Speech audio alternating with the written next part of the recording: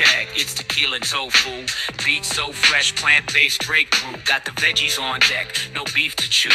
Sipping the guy, drop knowledge, that's the crew. Earbuds in, Friday night sounding clean. Green juice vibes, the hottest topic seen. Roots deep in the culture, the vibe serene. Life fueled by greens, forever lean. Tequila and Tofu, hit you with the facts. Groovy plan appeal, tasty food hacks. Knowledge in a podcast, ain't no room for slack. Cheers with a lime, let the good times stack. Dropping gems on the regular, nature's flow. Tofu on the skillet, we'll let it show. Roots and shoots, hear the wisdom grow. Tequila in the mix, watch the spirits glow. Deep talk, no bluff, keeping it wise. Herbivore stories beneath the skies. Green tips to uplift, no lies. Flavorful content, open ears, no disguise. Tequila and Tofu, hit you with the facts. Groovy plan appeal, tasty food hacks. Knowledge in a podcast, ain't no room for slack. Cheers with a lime, let the good times stack.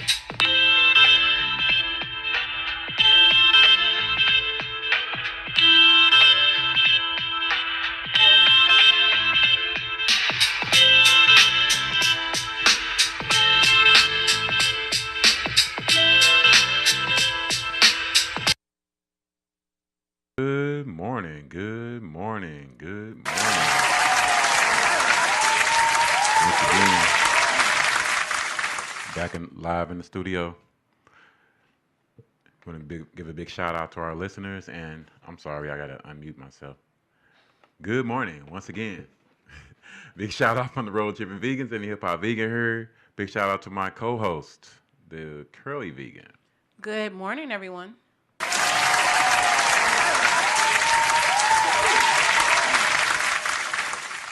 We have a great show lined up for today.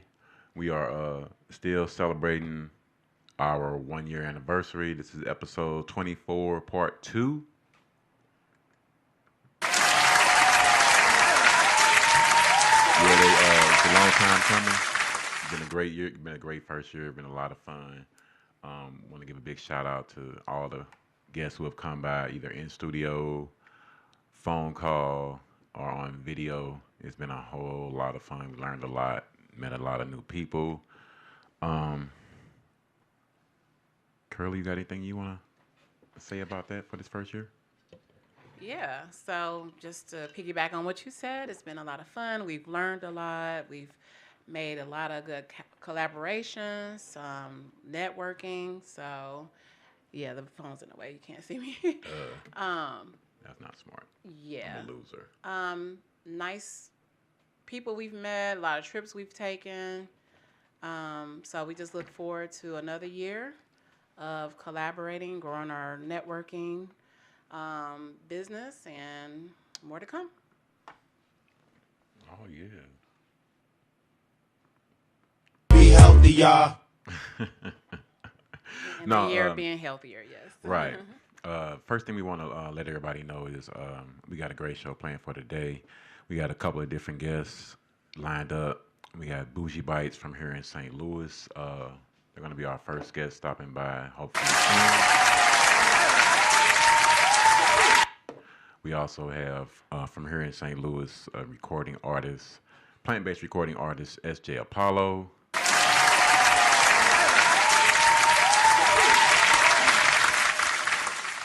Then we also have an old friend of the show, one of our first contacts that we made in Chicago last year, Mike's Vegan Fudge.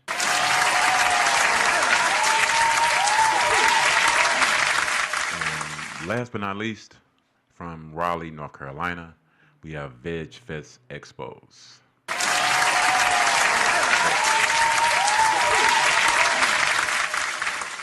But once again, we want to get back into our celebration. Once again, yeah, by the way, as this is Tequila and Tofu, I am drinking early this morning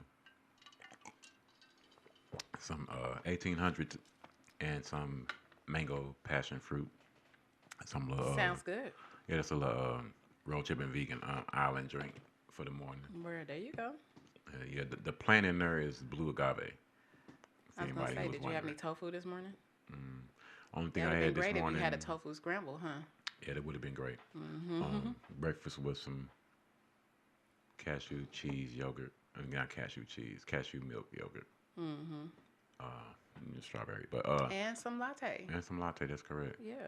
Um, one thing that we did want to highlight or spotlight once again, part one of our 1 year anniversary special, where we took a road trip since we are the road tripping vegans to Cincinnati, and first thing that we chronicled was Findlay Market, where we had the gracious host of Grandma Debbie's Kitchen.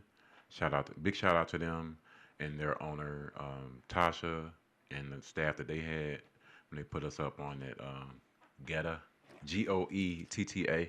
It's a Cincinnati staple. Um, Big shout out to a past prior guest of the show, Living Fresh Vegan from Cincinnati. She gave us a couple of insights on some places to go. So after Grandma Debbie's Kitchen, we Where did we go next? went to Harmony Plant Fair. Yeah. Mm-hmm. Harmony had, and that, speaking of big sandwiches with a tofu scramble, that was the flying pig sandwich. Yeah. Yeah, they had ciabatta bread, Mm-hmm. tofu scramble, some plant-based ham. It had been last millennium since I had some ham. Some arugula and the tofu scramble. That was really good. That was a really good big sandwich. Actually, I can only eat like half of it. Shout out to that homeless person who got their half of the sandwich. Right. The other half of the sandwich. Mm-hmm. Then we went back to our tiny house Airbnb, Yes. which was great. Big shout out to the host that we had. It really came in handy. It was a nice neighborhood. It was clean. For anyone who travels and uses Airbnbs instead of hotels, it was really worth that. It was a nice neighborhood, pretty quiet. Mm-hmm. Quaint. Then it was off to the concert, Mm-hmm. and we're gonna let the Curly Vegan give a quick synopsis Really? Okay. of those events. Well, the concert was the Cincinnati Music Festival. And when we got there, I believe who was on stage was That it was a tribute. 112? No, that was they were doing a tribute to Maze. Yeah, was it 112 on? It was 112 on. They the came stage. after. Okay, after the tribute. Right. And so we did get to see 112, Tony Braxton, Lucky. How'd you like Tony Braxton, by the way? I liked her. She performed well. We got to see Lucky Day and LL Cool J. We got to see him perform 4 songs because they had to evacuate the stadium because there was lightning. So for our safety, they asked everyone to leave, and of course, LL Cool J had to leave the stage. So we did sit around and we waited because although they told us to leave, they did not say the concert was canceled. So we sat around and waited for about an hour, and then we decided to leave. And then when we got home, back to our tiny house, I think it was the next morning, we found out that they did resume the concert, and we were very disappointed because our whole motivation to go to the concert was to see LL Cool J. Right. So when we woke up the next morning and we found out that he did continue the concert, we were sick. So that just gives us an excuse to go to another music festival so we can see him perform all the songs, not just 4, but the 4 songs that he did perform were great. And that really sums up the concert. Not only did he come back on stage, but he also brought Run from Run DMC on stage. So some loser missed that. That's me. But continue on with the next day. The next day we went to Juniper Seed for breakfast. We got to talk to the owner. I had the breakfast skillet. So that was with potatoes, sausage, cheese, onions, tomatoes, and also avocado. And the hip hop vegan, he had waffles with fresh fruit. My plant rating on the breakfast skillet, 5 out of 5. It was really good. It was served in like a little mini cast iron skillet, so that was good. And I believe the hip hop vegan gave his waffles a 4.5 out of 5, or was it a 4 out of 5? Like a 4. 4 Yeah, out it of was 5. rather sweet. Yeah. They was cool. They was blueberry. So sweet that you didn't need any. You kind of have to see. So sweet that you didn't even need any syrup with it. So Right. yeah. And then after that, we We also continued. went back to Findlay Market too. We went back to Findlay Market. Yeah. And had no, that's where we had breakfast at Juniper Seed. Yeah, I said we went to Juniper Seed, but I didn't say we went back to Findlay Market. Oh, that's right. Yeah. That's right. And then Because that's where we got the turmeric powder from. right, and saw a few more vendors. Yeah. And from there, we went to the National Underground Railroad Museum, which is in downtown Cincinnati. By the way, if you've never been, it's a great experience. You really should go. Culturally, doesn't matter what race you are. We saw a lot of different races there, but just learning about the African American culture and experiences, especially if you did not know much about the Underground Railroad. Right. Knowing that Kentucky was a slave state and Ohio was a free state, and all you had to do was cross the river. It seems simple in theory, but there's a lot more that goes into it than that. But and we also, after we left the Underground Railroad Museum, we went to Ike's Vegan Barbecue. Big shout out to them as well. Everything there was really great. The plant-based shrimp, the ribs. I had some rice and gravy. I had And loaded greens. fries. And you had loaded oyster mushroom fries. And all of that was really great. We ate that on the way home back to St. Louis. But we want to continue that's going to wrap up part 1. And now we're going on to continuing on to part 2. We've been blessed to be graced with our first guest of the day, one of our original guests for this show. Period. If anybody didn't know, because when we first found out about this place, we were very excited, and we made it about her, and we asked her to be on the show, and she said no problem, and she came by, and ever since then, they've grown to be incredibly popular in the St. Louis area. For anybody who doesn't know, we like to present to some and welcome the others. Bougie Bites.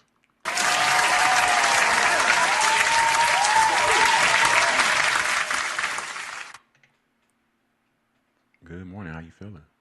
I'm tired a little bit, but I'm good. That's great. That's great. Got your caffeine. Yes. Your Oh yeah, Starbucks. what you drinking over there anyway? I'm sure you're not drinking what I'm drinking. Just a tea, just a little tea. I wish I was drinking He's drinking tequila. Uh-huh. I don't have nothing to smoke, so Take a shot. I don't want to it's more than a shot in there, sir. Trust me. But how's things been going though? They are going good. I mean, That's great. it's been a transition from obviously the food truck, the ghost kitchen, and then like actually a full blown restaurant. So it's transition. When I say transition, meaning as far as like employees and getting systems in place and making sure everything is running efficiently. Let's do this the official way. Let's start this over again. I'm sorry. All right. What is your actual name?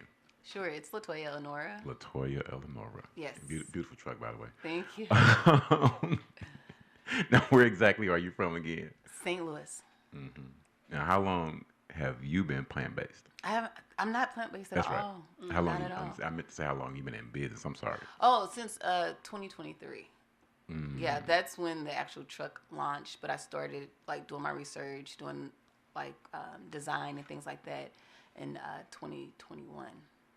Now, you said you started doing your research in 2021. Yeah, during COVID. So it was just like the idea came, and it was like, well, how do you take this idea from just an idea, Right. and do the execution, and then build from there. So although like I registered the business and all of that back in 2021, I didn't fully launch it until 23. That's how long it took. Just like researching on things that I like, working with a chef, seeing, telling them what my vision was for Bougie Bites, and then making sure that it was actually a need. Right. What inspired your vision to open up a vegan restaurant? Well, so it was one, obviously we're doing COVID or coming out of COVID, right? And it was just like, I want something that's open late. I don't want your typical McDonald's, Taco Bell, like type of food. Obviously, a lot of things was closing like 8 or 9 when we were in COVID and coming out of COVID. And I was like, I love, like when I go to Atlanta, I love Slutty Vegan. So I was doing research on that. Like maybe I can franchise that. But at the time when she wasn't franchising. So it's just like, okay, well, why can't we have a Slutty Vegan here in St. Louis? Yeah, So, that's what the inspiration came from. All right, that's good. Got a bad heart condition. Still eat hog mugs and chitlins.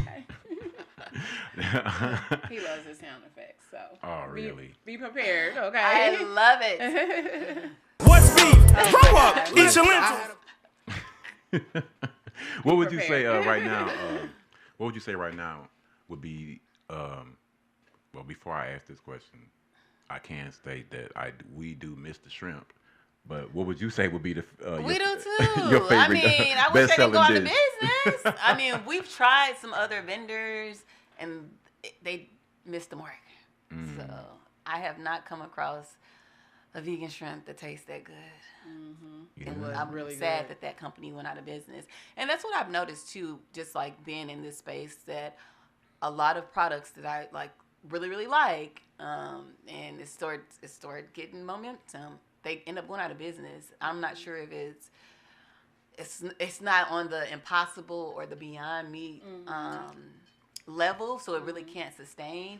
But certain manufacturers, they just go out of business after a couple of years.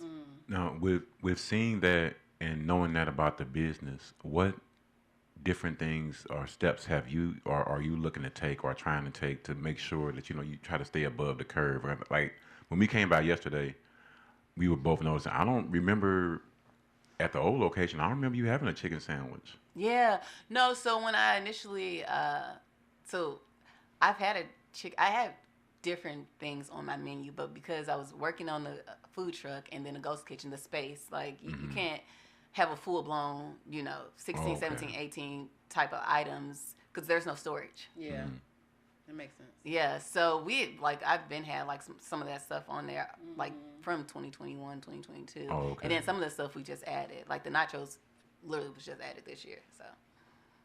So And thank you for that. Go ahead and talk to about the nachos 'Cause then. wherever I go, I order nachos. I always joke and say at my funeral, serve nachos, because I love nachos so much. And those nachos, what our plant rating, 5 out of 5. Oh, really? Yes, Thank you. the cheese, I got the soy protein. Okay. The tricolor chips, the mix of the black olives, onions, and Like a tomato. loaded, yeah. The loaded. Yeah, 5 out of 5. Perfect. And the cheese, that's the thing with vegan cheese. Sometimes it's hit and miss. It is. Yeah, but your cheese was on point. Yeah, So, thank you. Yeah, it reminded me of real cheese, like real queso. Thank Like it was you. really good. That's the Yeah. goal. That's the nutritional yeast. Yes, I love nutritional. Whose idea? Because that's what we were discussing that yesterday.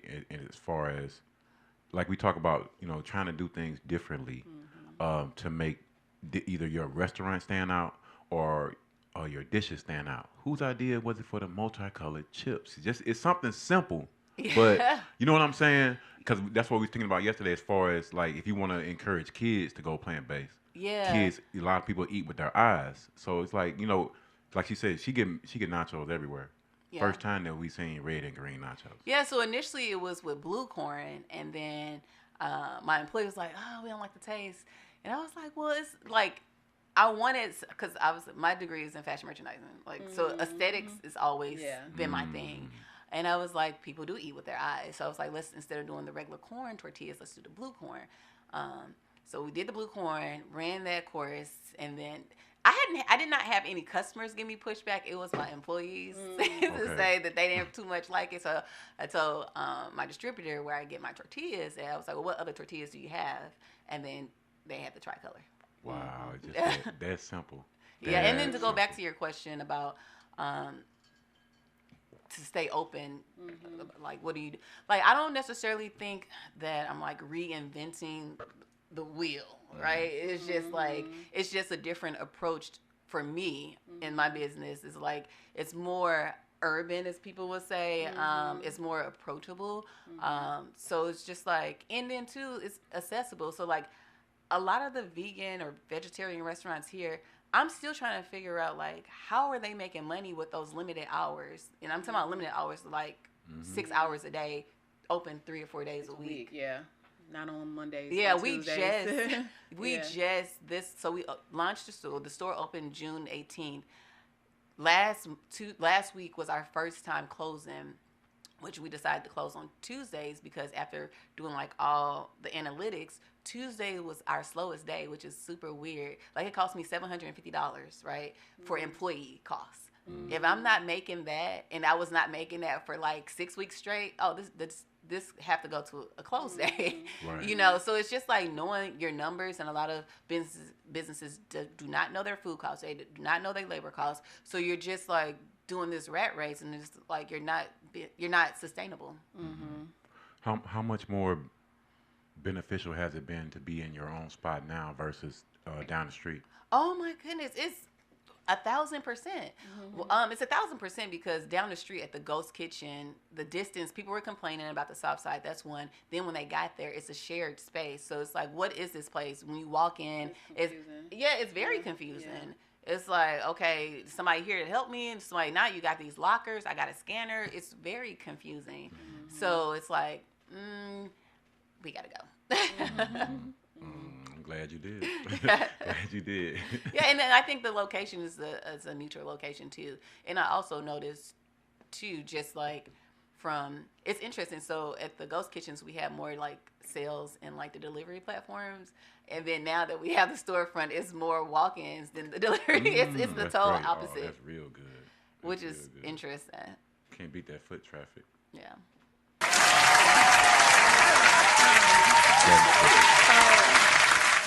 Tell us a little bit about your grand opening. Oh, were you guys there? You didn't make missed it? it. Oh Yeah. yeah. Oh my goodness, it was We was at crazy. the soft opening in the Central West End. Oh, at the tasting, yes, Right. yes. Oh my goodness, yes. The tasting was amazing. So the grand opening, it was crazy. I heard it was a line. Like, It was so we had a Yeah. DJ Kimmy. She was there. Then we had a mobile bartender. Eh. You know DJ Kimmy? No, we actually, I talked to her the other day, waiting on her to come on the show. She said she might have a back to school event. In a Oh couple wow! of weeks, Well, but if she y'all don't- free on the 31st, she's gonna be at the store again for the vegan block party. This is the first ever that we're having. Oh, we'll be there. Yep, it's on a Sunday, the last Sunday of this yeah. month. Okay. Yeah, and she'll be the DJ. Kimmy, you need to play some live. But, all right, let's go continue. So yeah, we had the DJ, live music. We had a mobile bartender, so it was complimentary drinks. It was just a really good party. You know, Yeah. like it was. It didn't even feel like it was work, and so many people showed up. I was like, I was kind of surprised because I put it out there at 11 a.m. and then when I came in the back door, I think I had got there like at 10:45, and it was just one guy standing outside. So I was like, oh, it's just one guy. Well, if people, whoever don't come, at the end of the day, I'm still opening it up at 11 a.m. And then I went behind the counter, like behind like where my desk is at. And next thing I know, that one of my employees was like, these people are trying to order. I'm like, what people? And it was so many people was everywhere. I was like, Yeah. Nice. that fast. Yeah. Yeah, So, that was great. It was a good open there. So, what besides that, that kind of response, we know the response has been pretty much great. What has been the difference between that you've seen besides that Tuesday between being in the Page location versus being over here? Is it still? I know you said it's more foot traffic. Yeah. So it's as far as like a customer base. Right. So yeah, it's way more like just foot traffic for people. And I think too, I don't know if they follow or not because I'm on Page, which is a busy street, so I'm pretty sure they just not like randomly like let me. I mean, because it's just so much stuff on Page, so it's just like this. I don't know. It could So many different lunch options so right it's just around like there. so. I'm pretty sure they probably like follow us or heard about us, and we have not done like this month. we're gearing up to like put some marketing dollars to actually like start doing some marketing because we have not done any marketing at all. Because that leads sort of like to my next question. Because I used to actually work in that area a couple of times, a few different places. So Okay. it's, as you already know, it's really popular during lunch. Yeah. So like how are lunches going? Like, because it's so many different options around there. Oh yeah. So lunch, it depends. It depends on the day. For us, the lunch, like a lunch period, because we open at 11 a.m. Usually, customers be there at 11 a.m. Right. But like that peak time for us for lunch is between like that 1:30 and 3. Oh, okay. Okay. Now, is it a lunch special or? You know what? No, I have no specials at all. And one of my friends, she just told me today, she was like, you should do a happy hour. Because, you know, I'm working on my liquor license. Well, I got the state of Missouri liquor license and St. Louis County liquor license. I'm just going through the process of the city of Overland to get that liquor license. So she was like, you should do a happy hour and they'll be half off. And I was like, that is a good idea. I probably would do that. So she was like, yeah. Now, what I'm hearing as well is the last time, but now as well, you seem to value your staff's opinion a lot, and your I want to say your friends, but as far as just like not unilaterally just I'm gonna do this my way, da da da da da, versus getting feedback from other people. Oh yeah, like I don't know everything. That's just that. Like, and like no one really knows everything. So it's like you really can't grow or call yourself or say you're building community if you're not open to that feedback from your community or from your coworkers or from the people that's there every single day. That deserves an applause. Right.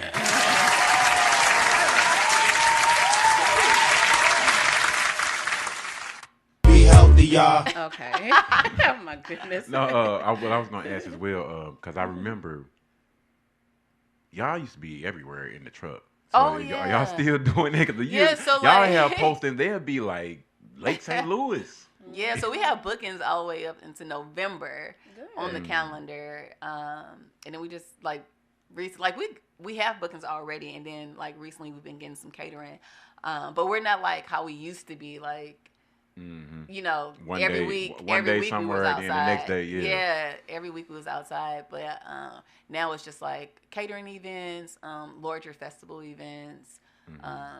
It's just because you know, if I get some more employees, we can be outside. But it's just like the need. I think too, the need may still be there, but it's other vendors out there. Like one of my girls, Sweet Vibes, she just got her food trailer. So you know, it's just now at this time, it's just like we got our brick and mortar, we're good. The truck is still booking for catering jobs, private events, and then like large festivals. So that's in itself like a business. So it's like the brick and mortar has their source of revenue. The food truck does as well. Big shout out to you as well, because like we just had on our last show, when it's your time to spotlight your own business, Yeah. but you take the time to shout out somebody else. Yeah. That says a lot about your character and the kind of person that you are, because this is about Bougie Bites. But when you take the time out to, like I say, you want to shout out somebody else. Yeah. That's huge and that's major, because everybody don't do that. I agree. You know what I'm saying? Yeah. Most people, they think about themselves. Yeah, it's just too much money out here, and you know, it's just like it's a small community of Black people that's in this business right here in St. Louis. So it's just like, why not? It doesn't hurt. It's not gonna take from me, period, because I've already built a community and I've already built a large, following, a large group of people, a large group of supporters. So. And they some sweet people too at Sweet Vibes. Yes, they really are. that's my They're some girl. nice people. Yes. Yeah. So, as far as in the plant-based community here, who are some of the people that you like to work with, or food that you might like to eat? You know what I'm saying? Outside, well, you did say you're not plant-based, but. Oh yeah. I mean, I like Sweet Vibes. I like my other mentees. Did you guys go to the last vegan market? Mm-hmm. Did y'all get a chance to try some new people there? Mm-hmm. Great Day Cafe. Great Day Cafe. We I went don't by know. there, but I don't think we Would tried they anything. were sold yeah. out? Oh, okay. Yeah. I don't know. Yeah. That was their first time at the market, so they knew they'll be probably there again. Oh, okay. They're gonna be on the show too. I love Sweet Art. Oh, good. I love Sweet Art. I love what's the other place that I go to? What is the other place? And what's keeping you from Station going number three. plant-based though? Station number 3 is like it's a hit or miss for me. I love Pizza Head. I love Terra Tacos. Oh yeah. Yeah. Terra Yeah. Tacos is one of our favorites. Yeah. Like I said, what's keeping you from going plant-based? Well, you know what? I mean, because I like food in general. Like You're a like, foodie. I would say I am like a foodie for sure. Like documenting it, like I've been doing that for a very long time, and now it's just like, oh wow. And I don't like the idea to like box myself into like, oh, you should only eat this or push that agenda. Like you should do X, Y, and Z because this is what worked for me. Because some people, it does not work for them at all. Right. Look at Yeah. Lizzo. Lizzo was vegan for years, and people didn't know that, and they still was calling her, you know, X, Y, and Z, and all this stuff. Stop eating so much, you know. Well, yeah. You can have, look at me. You can have weight on you and be plant based. Yeah. Yeah, I like what you said. You want to be boxed in, and I've been doing it for 13 years. And although I enjoy the benefits, I never just push that agenda on someone else because you have to do what's best for you. Yeah. And if people really want to change their lifestyle, they'll do it on their own without you being pushy about it. So, Yeah. And I was just on the podcast a couple of weeks ago, and the woman, she was like, "Well, doesn't it make you feel good?" And I was like, "Well, I don't really know because everybody feel differently." Literally. Yeah. So you just can't like say, well, if you eat this, and I'm not saying Bougie Bites is the most healthiest choice. Let's get that together. Like we're talking about fried food at the end of the day. Yeah. So it's like I'm not gonna say something will make you feel a certain way if you eat this because I don't really know, and there's nothing there's no research to back that up. Yeah. There you go. So, I want to interrupt really quick. go ahead. I'm going to give everyone the number to call if you have questions for Bougie Bites. Yes. Call 515-599-1687. Again, 515-599-1687. What's beef? Grow up. Eat your lentils. No, I had two other questions. Damn, see, I smoked too much weed. Oh man, what was my question? See? Okay, while you're waiting on your question, I'm going to ask you a question. So since now that you're storefront, have you come across any challenges from going from the shared kitchen to the storefront? Just like as a whole. Yeah. Okay. Yeah, like I've had to fire 3 employees already. You heard? I'm always hiring. I might Always, look, I'm I always might hiring. put my little application in. Yeah. So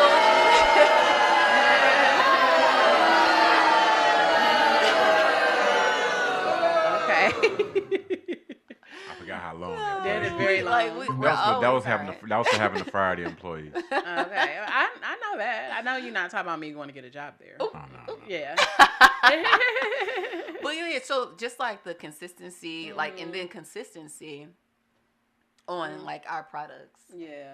It's like, okay, if you have one trainer train you this way, like just follow the recipes. So everything can be Yeah. consistent. Yeah. Don't come in here trying to do your own thing. It's just like Oh, you had somebody come in? Oh no. That's crazy.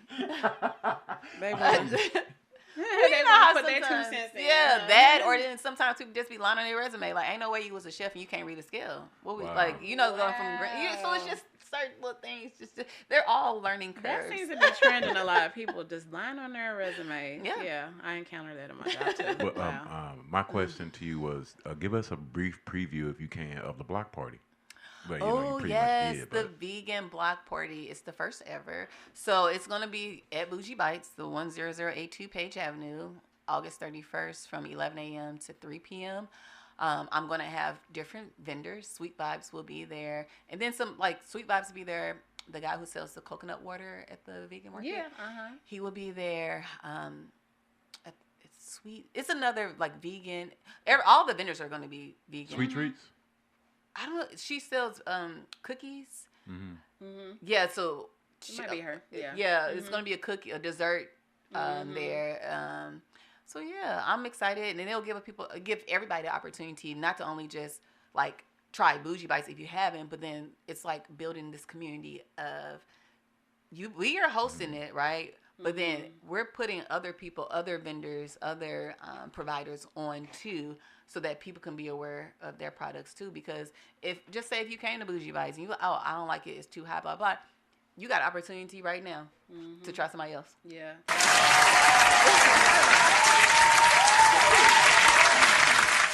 I'm talking about.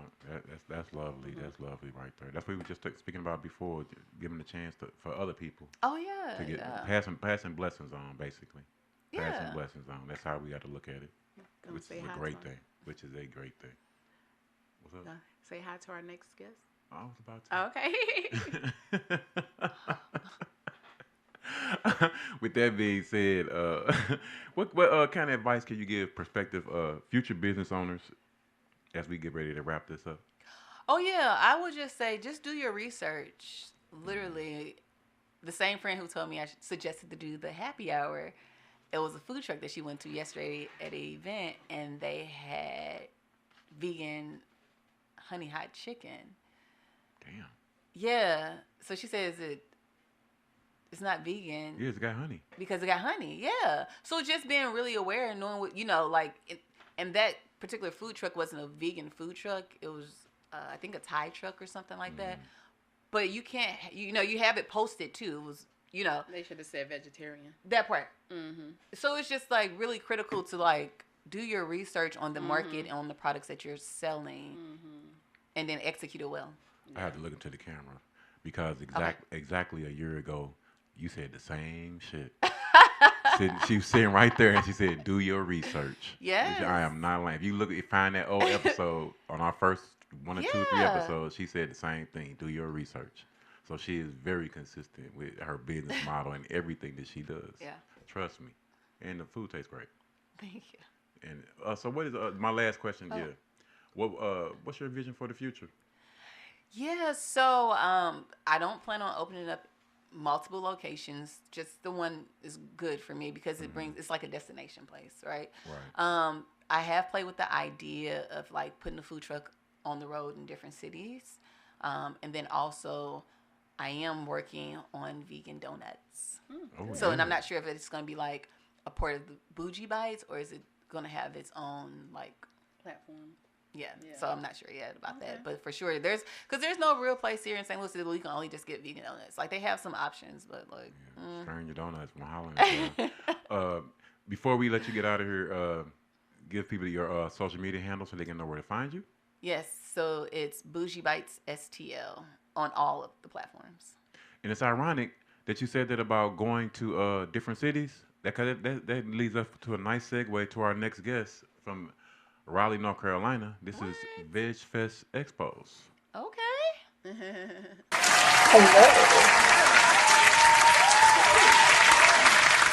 Can you hear me? I just want to make Yes, sure. we can hear you. Can you hear us? Awesome. Clearly, I need to get to St. Louis. Yes, you're actually on now with our first guest. This is one of our most popular restaurants here in St. Louis, Bougie Bites STL.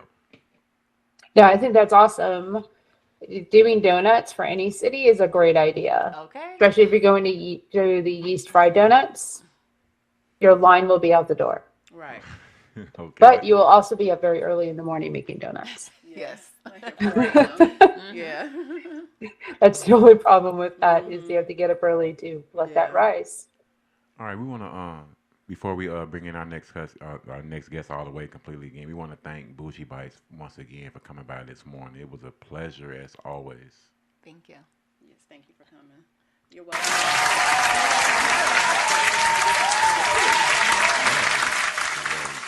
Because VegFest Expose might be coming to St. Louis. Hopefully. Hopefully. Sounds like she has it ready. She has it done to do her events. You don't need me. Also, She's you got are it. She's got it. this is the young lady that I kept seeing on all the videos on y'all page. What's your name? I'm Helene. Say that one more time. I'm sorry, I got bad hearing. It's Helene. Helene. Helene with an H. Yep. Okay, and where are you from, Helene? Originally New York, New York City? Long Island. Oh, Long Island, Strong Island in the house. Yeah. Been down here since when I moved to North Carolina in 2011. 2011, you moved to North Carolina? I did, and I lived in Northern California for 7 years for a little bit there too. Okay. Yeah. Now are you plant-based? I'm 100% vegan, ethical vegan. All right. And now is that plant-based for dietary or plant-based for the animals or both? All of it. Oh man, let's get it in.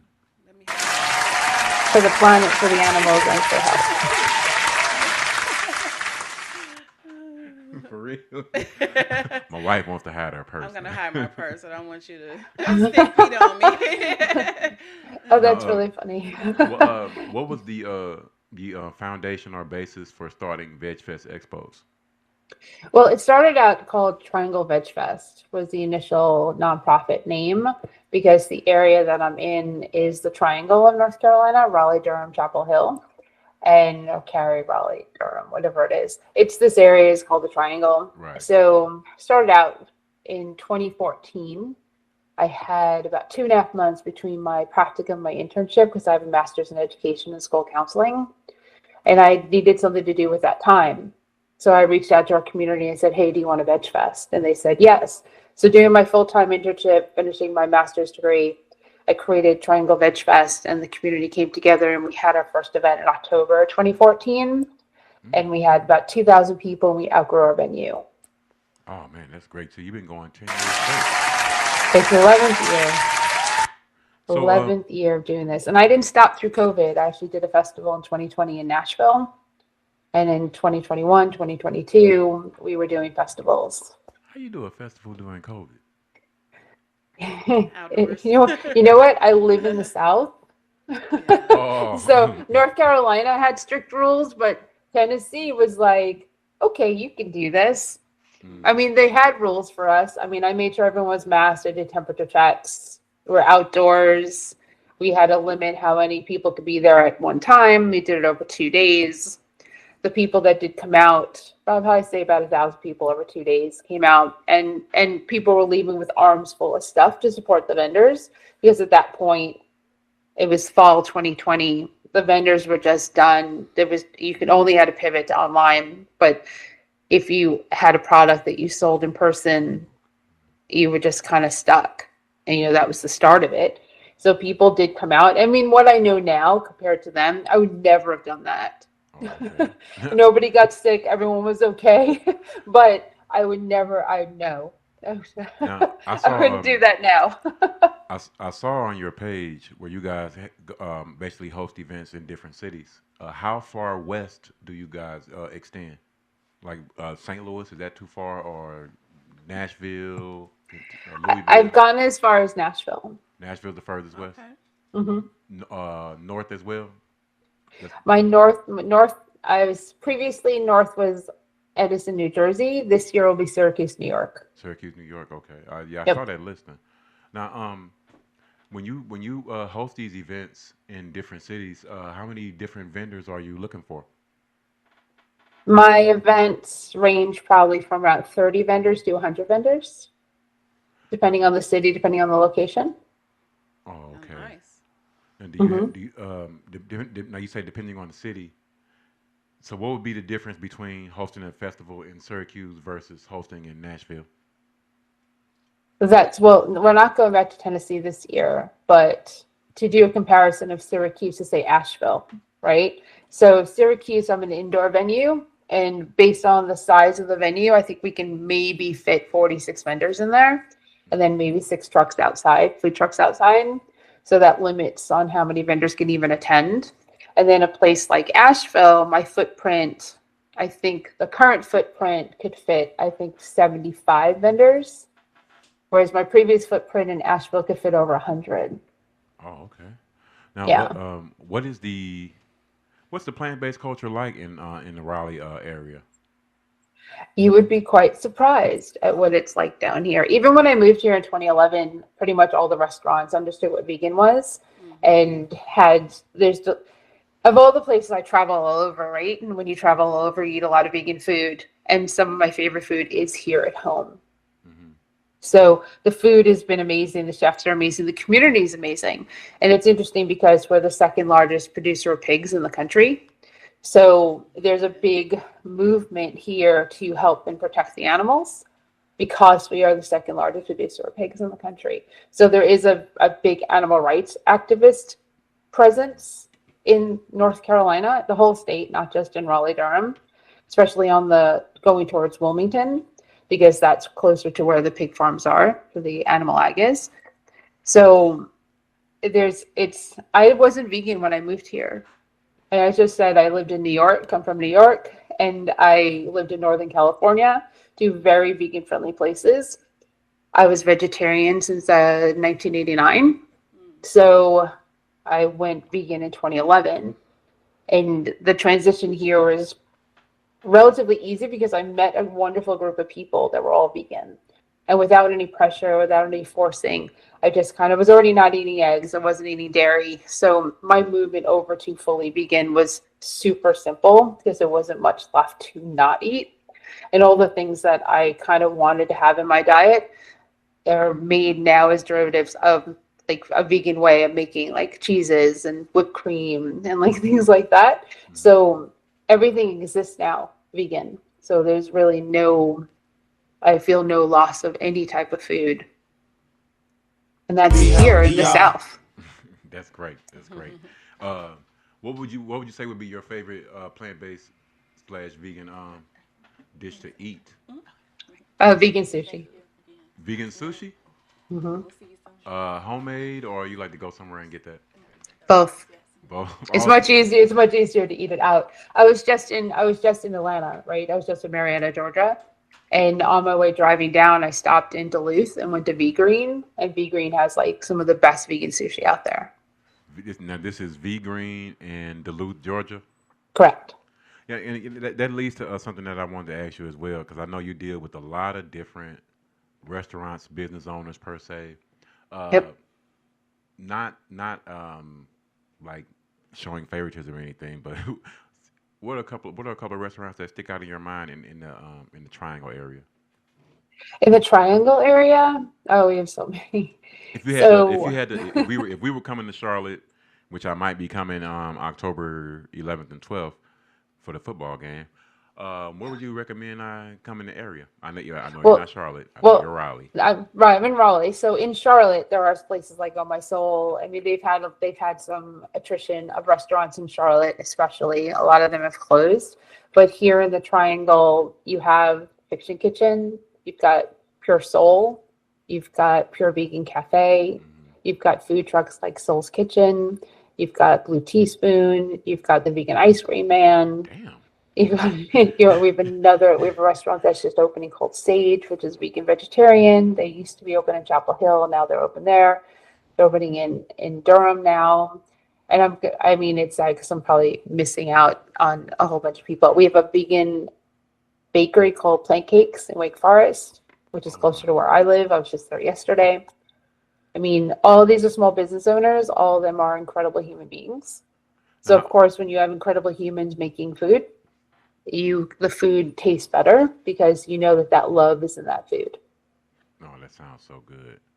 Now, I know I asked you the other day, how far or where is Romeo's Burgers from where you're at? Romeo's is actually in the Triad, so about an hour and a half. Hour and a half. Now, do they have Right. do they have a drive-through? I don't know because I haven't been to the one in the Triad. I've only been to the one in Asheville, Okay. which is a storefront. 'Cause I saw an advertisement like last year that said that they had a drive-through. That's one of the reasons that I really did want to come to that area. So that would be, I'm pretty sure the one in the Triad does have a drive-through. So, and there's the burgers and the shakes and stuff like that. So that's about an hour and a half. So here in the Triangle, we don't have something like that, but we have we have all the food, anything you'd want. Just so you know, like some of the best vegan food in the country is actually in Greenville, South Carolina. Oh wow, really? Yep. Greenville. Why? I know. What makes you say Greenville, what of makes you say all the that? places, right? Yeah. In Greenville, it's amazing food. Vegan House Shack. I stopped there on my way down to Georgia as well, and she just makes incredible food. The Naked Vegan, also in Greenville, incredible food.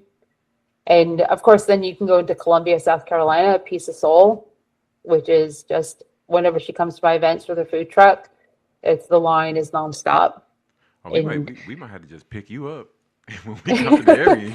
Just I can chauffeur tell us you exactly. I around. mean, and then 'Cause, you know, man. for you guys, if you go west, I would go to Las Vegas. That's some of the best vegan food in the country too. Now, how do you how long has it been since you've been back to New York City and had some plant-based food? It's funny, I was there, it was a year ago, July.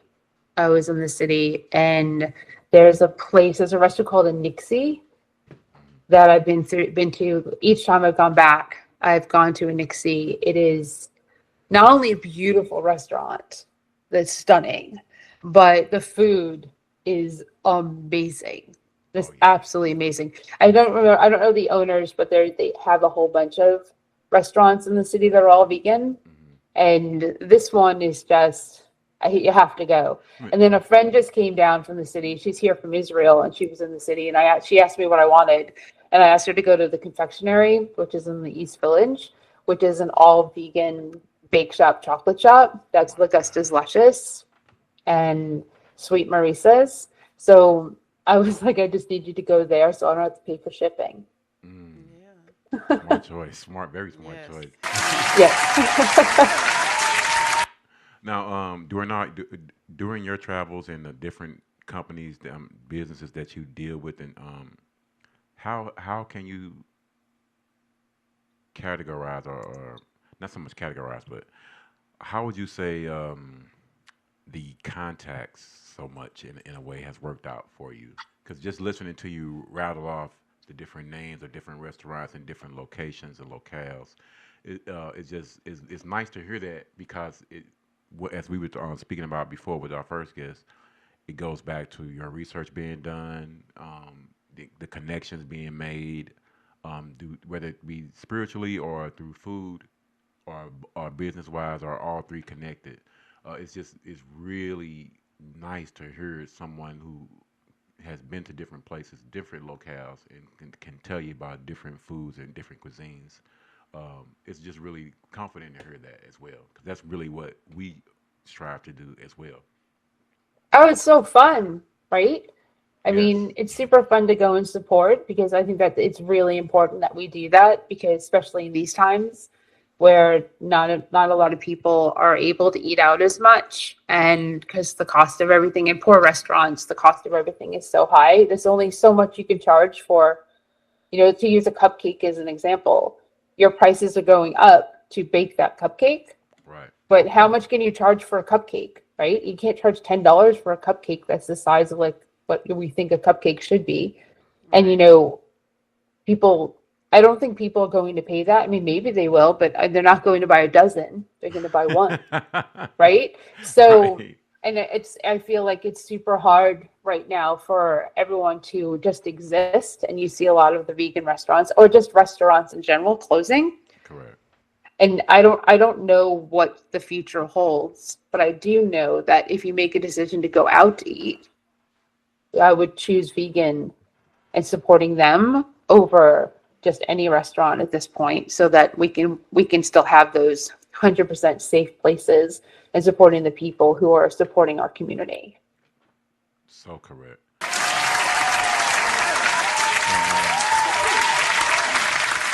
One thing I did want to ask you as well is what kind of changes have you seen, whether it be in the triad area, or I'm sorry, the triangle area, in the vegan culture or scene since you first turned plant-based in contrast to now?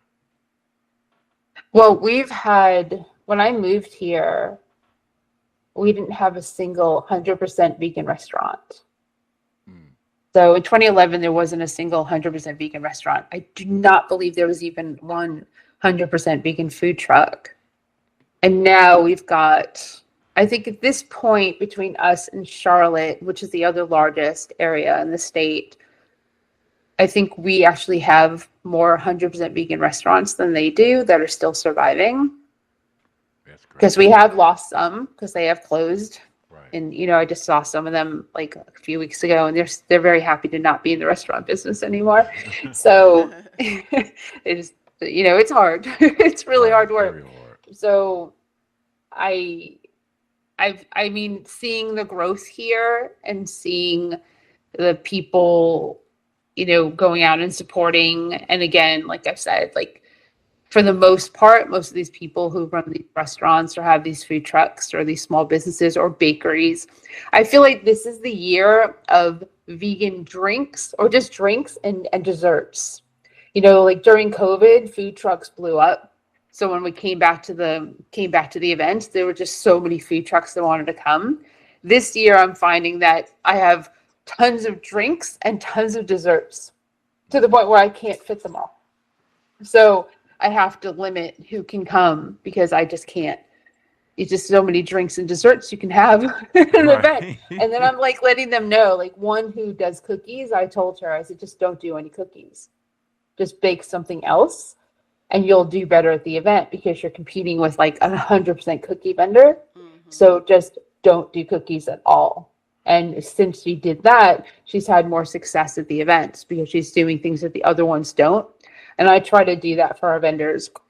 Just, working with small businesses, especially small vegan businesses, is a passion of mine because I can't do what I do without them.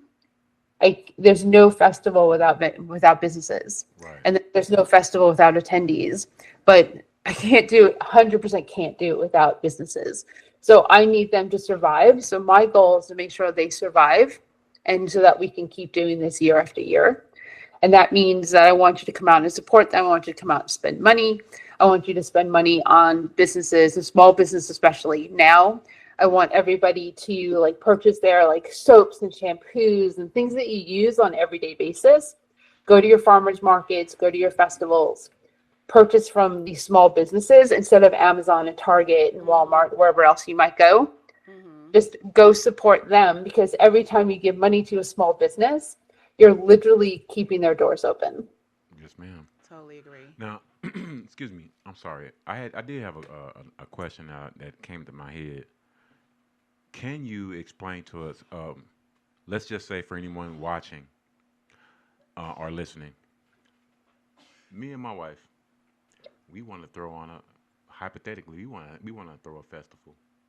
Okay. So, how would you guide us or walk us through that per se? As far as because we talked about it. Just if we came to you, called you up, okay, we want to throw a festival on. How would you guide us through that? I would ask you to hire me. That's a great answer. Great answer.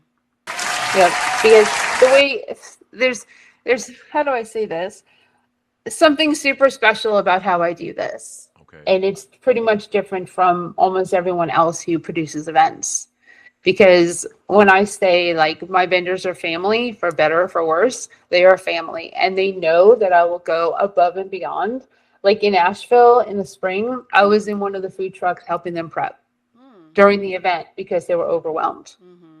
I will cook. I will jump in. I will go. And if you run out of something, I will go find it for you. I let my vendors know you ask. I will, if I can do it, I will. And that's ahead of it. That's during the year. That's marketing. That's everything. Because like I said, their survival is the way I survive. And because they know that, they actually come to our festivals up and down the East Coast.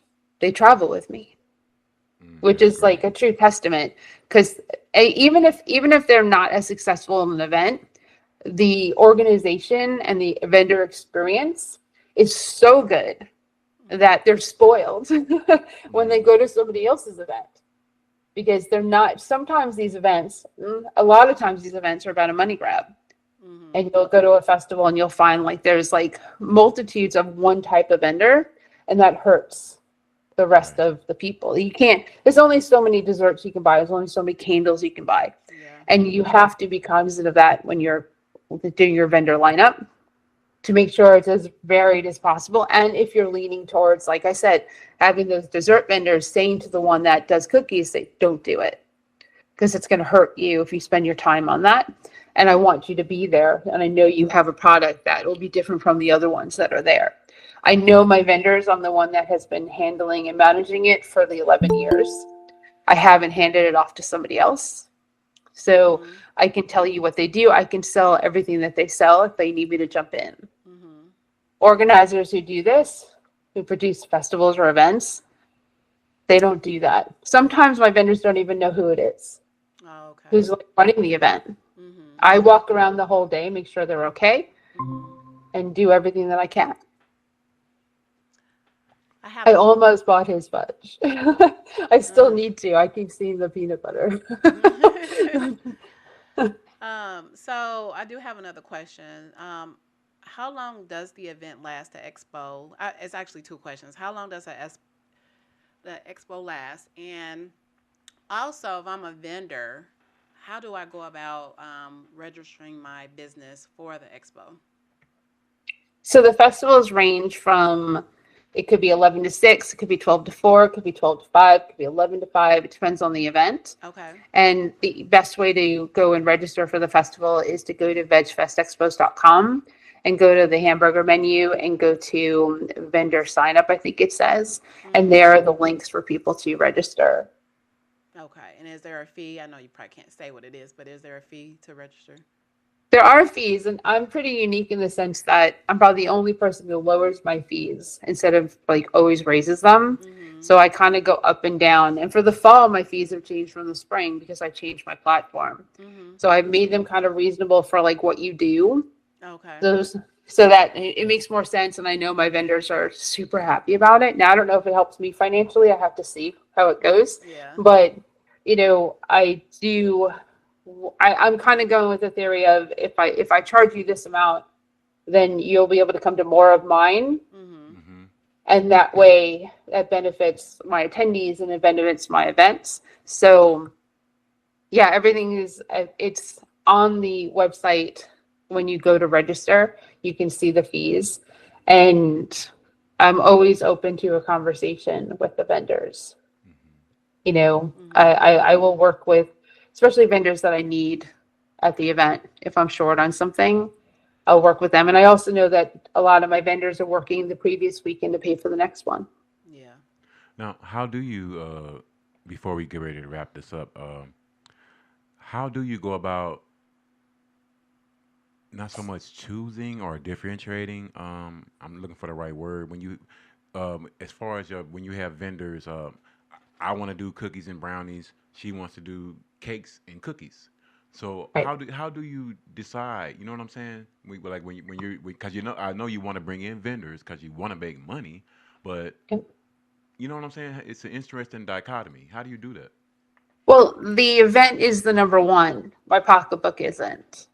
Right. So you always have to make decisions that are best for the event. Like I have, the construction, like letter leaf filter and like all those guys. They give me money. It's free money, right? So I have construction vendors who are at the events, every event, and literally free money, right? And the attendees are kind of like, why are them here? And I'm like, well, vegans own homes. So, and I tell them it's free money. Right. So I can't have too many of them, but I'm going to have them at the event. And when it comes to somebody who does desserts, if I don't know at the beginning of the year that this is going to be the year of whatever there's so many of you. Right. Mhm. So I have to kind of go if suddenly I see this pattern, and it is first come first serve because I'm not really worried about not having dessert vendors. Mhm. But there are that last year, I'm pretty sure I had events where I had like maybe one dessert vendor, max two. This year I have like five, asking to come. And I will get to the point where I have to say to them, what do you make? Is it different from everybody else? How much dessert can I actually have? How many attendees will I have at this event? Right? If I'm looking at an 800-person event, I really don't want a lot of dessert vendors, but I'm looking at a 2,000 to 7,000 person event. I can go up with dessert vendors because there's enough people that are going to buy and gravitate towards what they actually want. And also people buy from people they like. So Right. I can't control that either, Yes, ma'am. So I will do what's best for the festival, and when you sign up or you reach out to me and say I'm going to be signing up, I'll know and keep that in mind. And like kind of fill the spots based on that. Now, before we get ready to get out of here with our for our next guest, give us and the people listening and watching your social media handle so they can know where to find you if they need to register or just come to a event. Right. So the all-encompassing social media would be VegFest Expose. So on Instagram, VegFest Expose, on TikTok, on Facebook, on YouTube, you can find VegFest Expose, and you can find us and follow, and you'll see everything that we're doing pretty much wherever we go. Maybe St. Louis. That's great. And actually, this is a great segue for our next guest because we met him at Vegandale in Chicago last year, which is a veg fest. But our next, do want to thank you so much for coming by, Helene. Yes, thank you. You have been full of knowledge, great knowledge. It's great to see someone who's given so much to the culture, and pretty much started the plant-based culture in the Triangle. Well, I just added Raleigh. to it. I won't say I started it. Well, we're not gonna say you started it, but you certainly did water the plants. Thank you. It's Lack all of a about better planting term. seeds. That's a great way to put it. Thanks, Right. guys. Thanks for having me so much. Anytime you want to come back, you are always invited to come back and let us know about anything going on up and down the East Coast. When are you going to be in Syracuse again? No, September 21st. September 21st. That's the next event? No, the next event is September 14th in Durham, September 21st in Syracuse, October 3rd and 4th in Asheville, and then November 1st and 2nd in Durham. And that's how I finish my year. Say hello to our good friends at the Black Vegan Street Market in North Carolina. Oh, I think their event's next weekend. Yeah, she was on a few weeks ago. All right, awesome. That's Oh, yeah. fantastic. Well, thanks. I'm welcome to come back, and I'm happy to come back anytime. Thank you. You have a great day. Great day. You too. Bye. All right. And that leads us to our next guest. And new show, old friend, one of the first guys that we actually met as excuse me, as the Road Tripping Vegans at Vegandale 2024 in Chicago. We would like to present to some and introduce to others Mike's Vegan Fudge. Hey, good morning or afternoon. Good morning. Good morning, Mike. How you feeling? I'm feeling okay. I worked late last night, but it's okay. Here I am. I understand. Thankful to be here. Thankful to be invited, and thank you for remembering me and the humble beginnings of where I am. So, Well, thank you for coming on. We appreciate your time. Okay. Yeah, I was reminding people on our promo that we had your brother on back in February, or was it March? One of the two. But yeah, he was telling us about how you guys had worked on the building with your own two hands, and that was a great work that you guys did, by the way. Great work. yes. That was a very memorable experience and inspiration. You know, our father was a bricklayer mason. Was a purchasing agent by day, worked 40 hours, and then he'd change in the boiler room and go out and lay brick and block and for other people until dark or until later sometimes. Oh, man. He'd always bring his boys along to help out and do certain things. Make the mud, strike the bricks, and things like that. And so we always have been exposed to hands-on type work in addition to our academic choices or our endeavors as well. So Now, for our listeners, let us know your full name. So I'm Michael Jones. I am the founder of Mike's Vegan Fudge, and Mike's Vegan Fudge is a happy accident, I say, that happened just working out my own recipe for my wellness, creating a supplement to answer the ubiquitous question, where do vegans get their protein from? Right. So I wanted to make sure, and before that, I was just posting my first meal of the day and just kind of demonstrating that, hey, I'm an average guy. Anybody can do this. I was doing fasting at the time, and then I was creating this protein product, and that was pretty much all I would have all day. And then through my brother and his wife, the pastry chef and chocolatier, they gave me some poignant tips on how to develop the product as in development. And the biggest one was, you're never going to know what you're going to have with this product until you make it in a very large batch.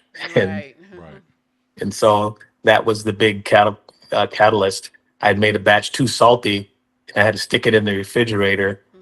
And then I converted that to his commercial kitchen because I didn't have a pot big enough to expand what I needed. And that's when we really found out that, this could really work. This could really be something to produce for other people.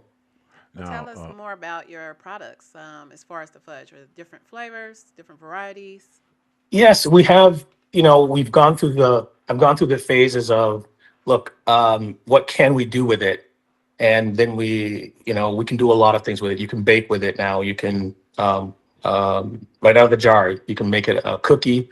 You can add things to it. You can, freeze it. You can make it into an ice cream. You can heat it up and pour it over your pancakes or your ice cream as a sundae or a spread. You can do a lot of different things with it. And so we had originally added mint, which was real easy, just a couple of drops, and it flavored a whole batch. Then I drafted it an orange chocolate. It's one of my interesting kind of combinations. And then I got into raspberry, and that one was I still have one of those original formulated raspberries in my freezer from 4 years ago. Yeah. So we have those flavors. We always do. You can do walnuts. You can do oats. You can do a lot of different things with it. When you buy it or how you order it. We just recently came up with the salted pecan caramel, and that one has really done very well at our markets. We've sold out of that. That sounds delicious. Yeah, it actually is, and it only adds a few more ingredients, 3 more ingredients that we use to the base product, which has 6 ingredients, and 2 of those ingredients are the same. So it's actually only adding 5, 8 ingredients to make that, plus the pecans to make that version of it, the salted pecan caramel. Now, how long have you been plant-based personally, and how long have you been in the plant-based business? I have personally been plant-based for since this was Thanksgiving 2015. That was the last animal that I had cooked and prepared. It was a reunion with my children in the Virgin Islands at the time, and it was very significant because it marked the end of a previous long-term relationship with their mother, and the children came to visit me and on the island, and so I prepared things for them traditionally, and I said, "This is it. After this, I'm going to declare myself a vegan after that." And so that's how the journey started. I understand. Now, I want to play devil's advocate for a second. Imagine we're in Vegandale or wherever we're at in the greater Chicago area. Okay.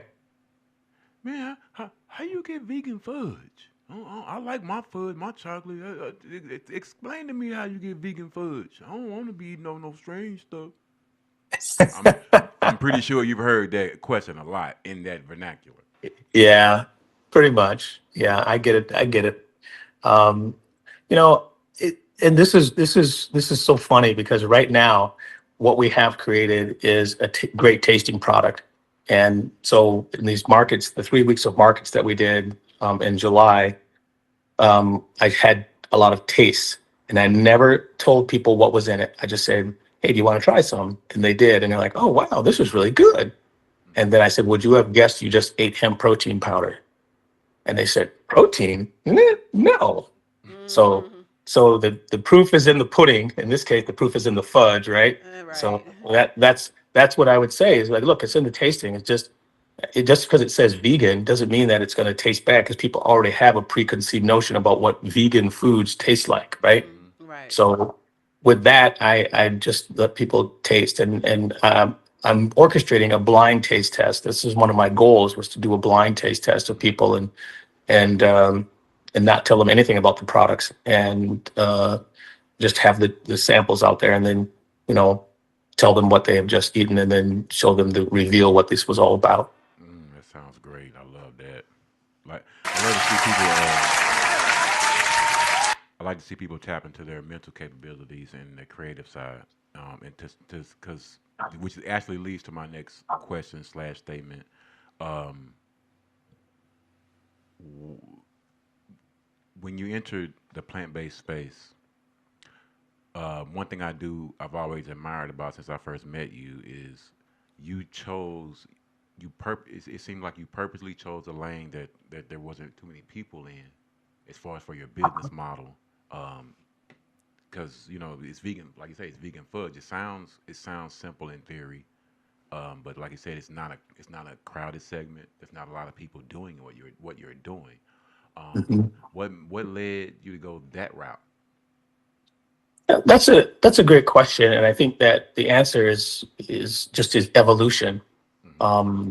When I started to realize what I had and what I created, and then I started to think about the community, and I started to think about, wow, this is nutritionally dense, a nutritionally dense product.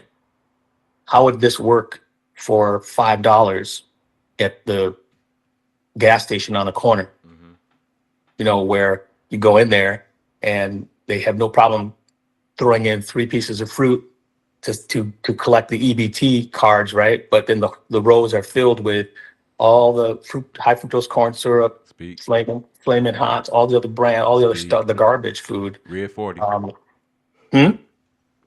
red 40, flaming hot. Yes, yes, all these chemicals and all these different things. What would this do for that product? Hmm. What would that product do? It's healthy. Um, So I really start to be more concerned. And then to answer that protein question, doing my research, there really isn't a protein shortage except in two groups. Children, which you can't measure that until they go through their growth stages and then you see the deficiency. Right. But the elderly whose muscles have atrophied, in nursing homes and assisted living places, the cardio was a big thing, right? Yes, sir. That's good, but the necessary part of your preservation is muscle mass, and then, so you have to lift heavier weights. So because those muscles are not, you know, developing or not sustained, that those muscles atrophy, and that lack of that shows lack of support in the skeletal system, and so that's why you get a lot of slumped behaviors, slumped over. Now we have another generation of text neck, so because we're like this with our phones and everything else, which has slightly different ramifications, but very similar. So those are the types of things that I wanted to do for the larger. That's one of the larger causes that I have planned is to be in convenience stores, replacing some of these products that are on the shelves. We have different versions. We have Mike's Bites that can sit on a shelf a lot longer. But I think to go back to your original question is the evolution. We didn't know what we had. We didn't know about classifying it in terms of a shelf stable item or making it, you could make it a shelf stable item, but you got to add chemicals and things like that. And I was against that. You can refrigerate it. That's another lane, but it doesn't last, as long as store owners want it to. You can freeze it, which it lasts for, well over 6 months into years. I told you I still have some of the original recipe stuff Right. that I hang out to for 4 years. Um, so those are the types of things that when you get into this business and have a business model, they impact your decisions and your choices, and you just kind of grow from there. Right now, I think the best thing is to do a vending machine, just to buy our vending machines and place them in different locations, and then also be inclusive and add other vegan products that have 6 or 7 max ingredients or less, then that could also sit with those products and create a collectiveness in that regard. Be healthy, y'all. See, and that's why I like you and your brother. That's why I love y'all. Yeah, I knew it, man. As soon as he started talking, I'm like, man, here comes a wealth of information. It's just, I truly appreciate that. Honestly, between from you and your brother, big shout out to y'all parents for instilling that wanting to get knowledge and Mhm. knowing how to express that in a way where you can put it to people where they can truly understand, what your vision truly is. That actually led to my next question, which was, what did you see for the future for Mike's vegan fudge. Yeah, when you do, one of the things you learn is, an exit strategy.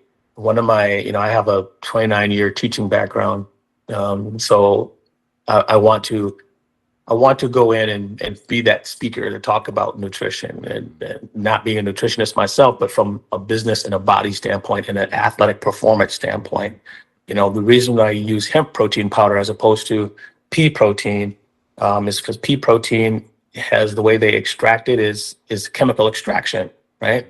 Um, Soy protein, you're not sure always what type of soy you're getting.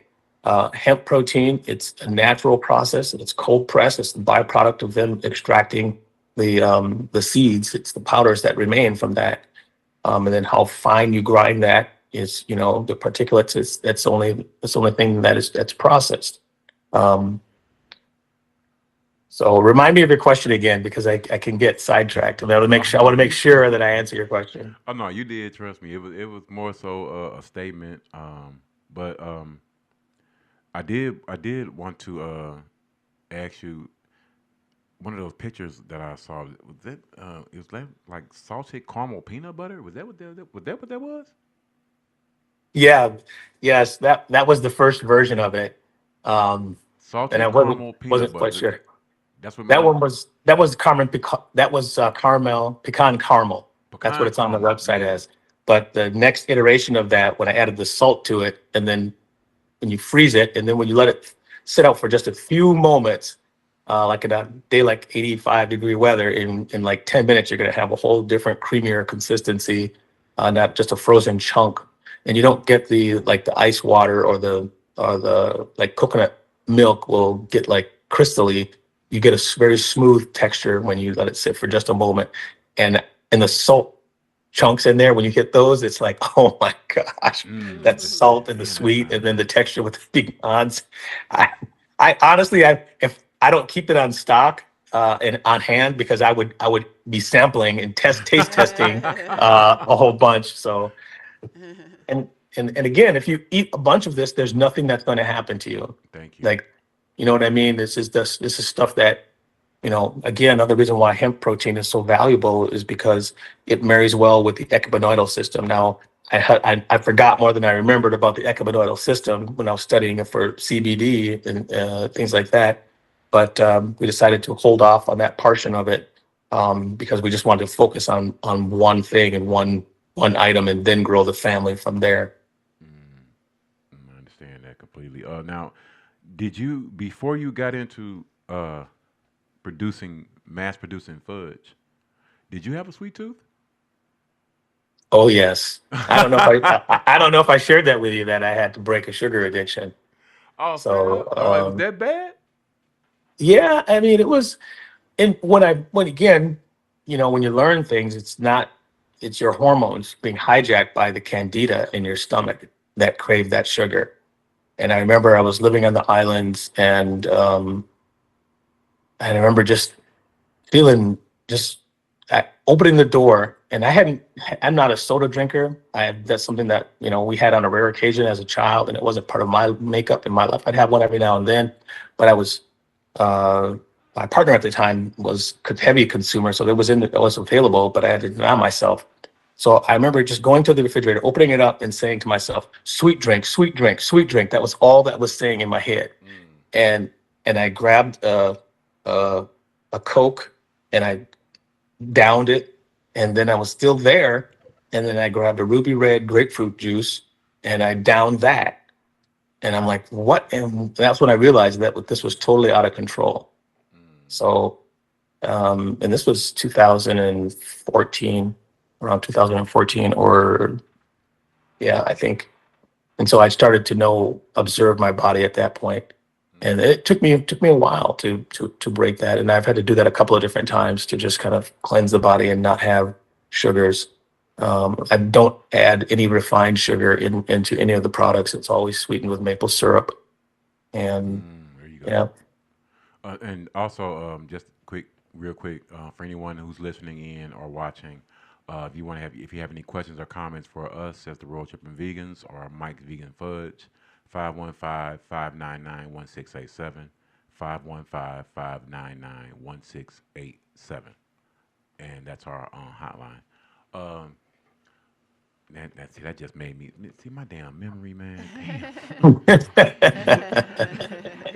He was saying Well, so you much can stuff that relate was because so it you was so have a sweet tooth interesting. yourself, so you can relate to, Yeah, I especially was with the trying juice. not Yeah. to. Yeah, Yeah. but yeah, it just everything that you said, man, is so informative and intriguing to hear.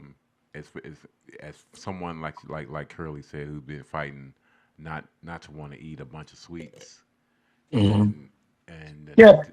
The sugar industry has been no friend to us as a people. uh-oh. Right. When you think about what that whole larger triangular trade was all about, Mm-mm. the conversion of resources to sugar for the rum and then the trade and, the labor that was involved for that.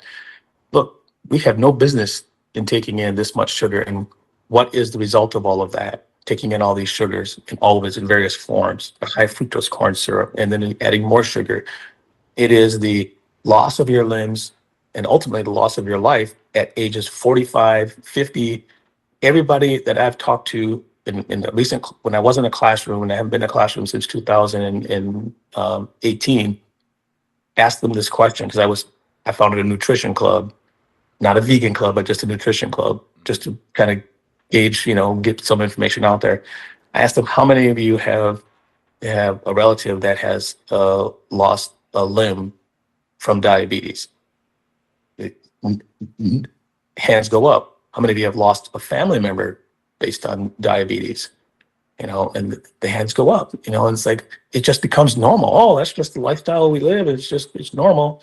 It's Mm-hmm. genes, it's genetic. No, it's not. Right. It's not. And this is the part of the history that needs to change and needs to be formally educated. And from a historical perspective, from forced labor to now as a consumer of it, those are two things that you should definitely rethink your positioning in terms of how much sugar you take in Mm-hmm. and all the forms it's masked as and how your body processes that. Because once it doesn't process it anymore, it just makes that insulin and doesn't just stores it every place else. It Right. is not. It's not. And that's how you get. It stores it in your eyes. It stores it in different places. Um, to cause all these different problems. So just simply fasting can eradicate that, and then scaling back on certain things. When you do break that habit, when you have a carrot and you can take, hey, this is very sweet, or you can have a walnut and you can taste that it's sweet. Mm-hmm. That's when you know that you have definitely broken your sugar addiction. And piece of celery, and you realize that, how far gone you actually were, and how change your how your tastes do change after you've done something like that. Yeah, your palate changes after you Right. cleanse. Yeah. Got a bad heart condition. Still eat hog mugs and chitlins. That's right. I I'm had a glad. I'm couple. glad you spoke on that because sugar is really a drug. I mean, you do get addicted to sugar, One of the hardest and things to cut off. yeah. So I'm glad that you mentioned that, so we can educate our audience on sugar. A couple of things I wanted to ask or say. First, what subject did you teach? And was it secondary? Was it middle school, elementary? Uh, I like to say I taught secondary, but I had a middle school mindset. Mm-hmm. I understand. So I understand completely. it was infotainment, I like to say, and I taught English. So Oh hell yeah. yeah, so we did a lot of sentence structure activities and a lot of vocabulary, and really enjoyed literature. And anybody who has not had a good experience with English, I've often said, and especially even prior to coming to my class or even just in casual, I said, well, what happened to you in your class was your English teacher, you asked for it to analyze something, you gave your perspective, they took out their red pen, told you where you were wrong and what you should change, and then you felt insulted by that, right? Yeah, how did you know? I'm like, yeah. I Yeah. said, number one, I use green pen. Number two, I'm going to ask you, what is your intent? And I'm going to coach you through to clarify your intent. That philosophy gains a lot of respect. Also, the first day of teaching in the classroom, I would memorize the names of all the students. and just by playing a game. Most teachers are handing out their syllabus and handing out their rules and telling you how things are going to go in that environment. And I learned very, not soon enough, but I did learn at a good 10-year stretch of my career, learn to be the guide on the side, not the sage on the stage. And you really are their coach for the student in the language, and not trying to, you know, teach them rote memory and that kind of stuff. And you know, when you put those things together and you make it interesting and informative, you know, you have the trust and respect of a population that really needs to learn the skills of language, as opposed to just saying they're reading at grade level or they're doing this at, you know, that thinking is, it's easily measurable, but it's not an effective teaching model, teaching learning model. You know, model teaching on how the brain takes in information based on what it knows, and then extends on what it knows into other things, and it pulls that information back to the familiar, and then it adds more information to that, so it comes back even stronger. That's how the neurons and the synapses work in our brain, right? So why don't we model that in terms of teaching? Let's talk about disconnected. And so now you know why I'm retired, why I left, because it was more data. It was more data driven. I avoided it as long as I could, and then finally it caught up with me in my last school, and I was like, they said, well, how do you know you're a good teacher? And I looked at him in shock and said, if you don't know what good teaching is, then I can't tell you. I don't have an answer for you. If you believe it's only data driven, then I don't have an answer for you. Right. Right. As a former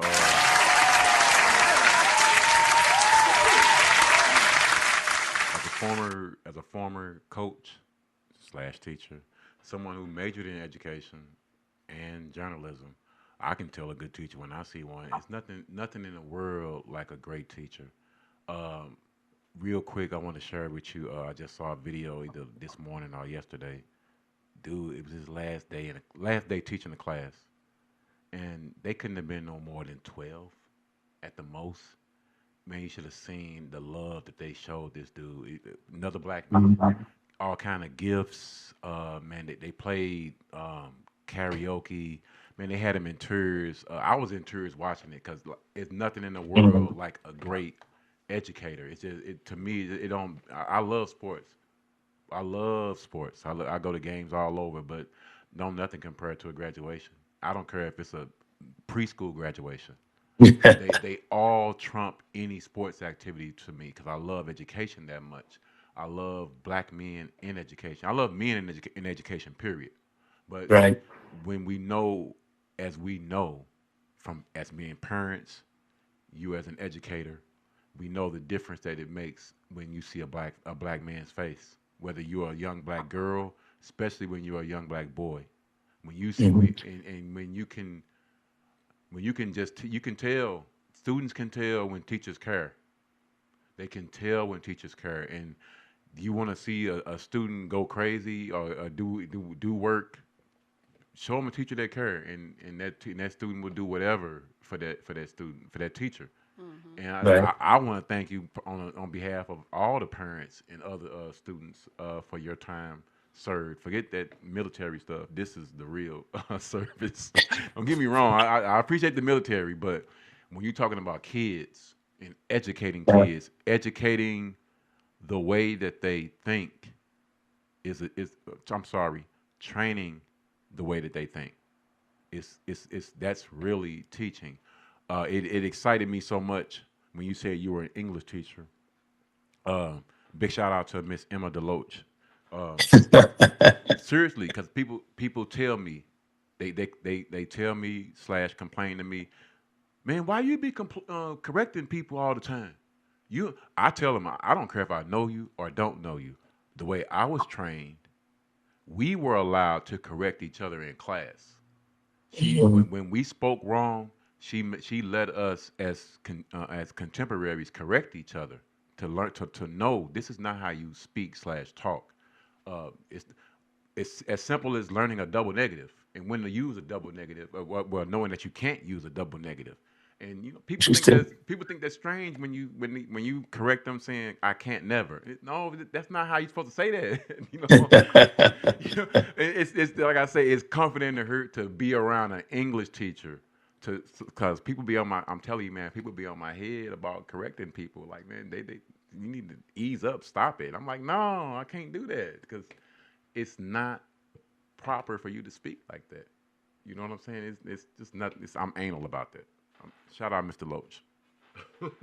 That's awesome. Love for your teacher. That's great. Oh yeah, it's nothing like teaching, nothing like a great teacher. I want to thank you once again, man, for coming through, sharing your knowledge and your wisdom once again. I know you're still in your brother's restaurant. Are you in a brick and mortar location now yourself? Or are you in any other locations? No, we he closed that kitchen, and that put us into a different modes. I didn't realize what a shared kitchen license was in the city of Chicago, and then I found out. So we moved into a shared kitchen space um, out west, which is a little far away. And now, ironically, the old place where I started is now converted into a shared kitchen space, which is just half a block, 2.5 blocks from where I live right now. And we're looking to make that local connection and establish more local ties here in the community I in was gonna. South Shore. Oh, I'm sorry. Go ahead. No, just here locally in South Shore in Chicago. Okay. I want to get on the trail while people are still active and do a stand out there and dedicate a few hours of the day to be like, hey, finish your workout. Here's your recovery right here. You know. Yeah, I was going to ask you if you can to speak on or expound on the nutrition group you said you started. Yeah, that was my last coaching teaching job, and yeah, so we just had children are very curious about your lifestyle. They knew I was vegan, and there was just a group of young freshmen that were very interested about that just kind of hung out in my room at lunchtime or just enjoyed conversations about different things, and so we got together and formulated a group. Um, and we showed them how to make smoothies in the Vitamix, and we told them to bring in their favorite snack, and then we looked at each of the ingredients and how much sugar was in there, and not just the word sugar, but the sugar and its forms. That's the other part that you have to know.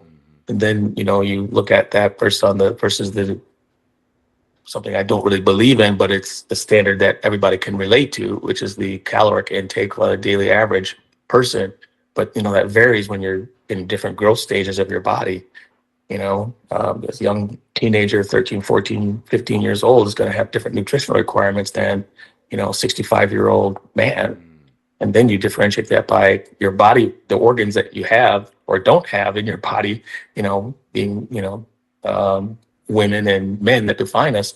It also varies in different things. So these were my partner at that time was into bodybuilding and had uh, the full knowledge about different diets and different things, and so she gave the technical aspect part of it, and then I would do more of the construction and more of the uh, facilitating of certain things. I understand. Now you made a comment earlier that actually spoke to what we developed a few months ago.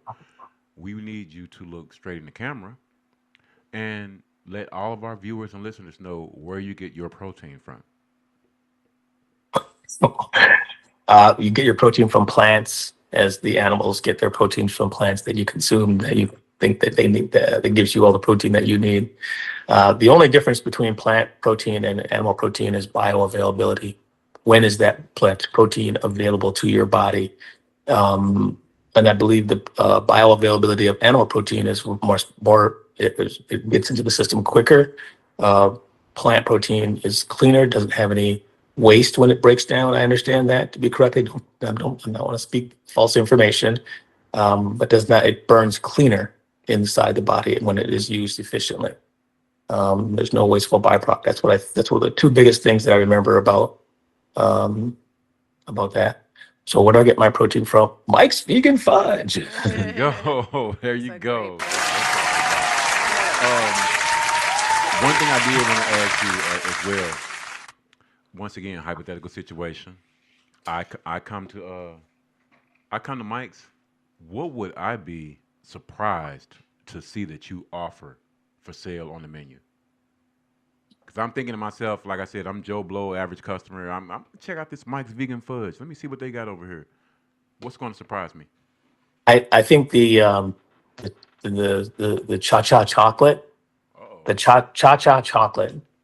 It's a little spicy version Mm-hmm. of it. It hasn't quite been perfected yet, but because when you put spicy on something, people have different degrees of the heat that they find spicy.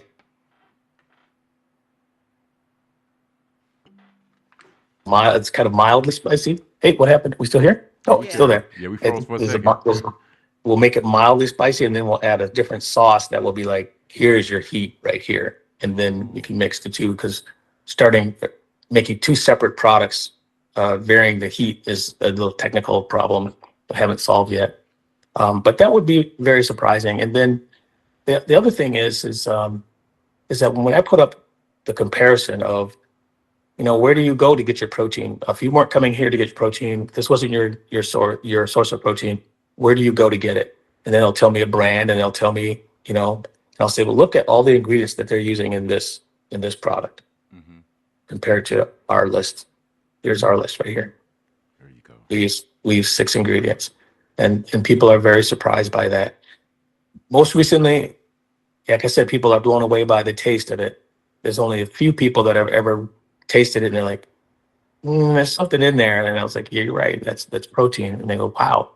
Yeah. But they said the only reason we know that is because we use a lot of protein powder. So they understand that.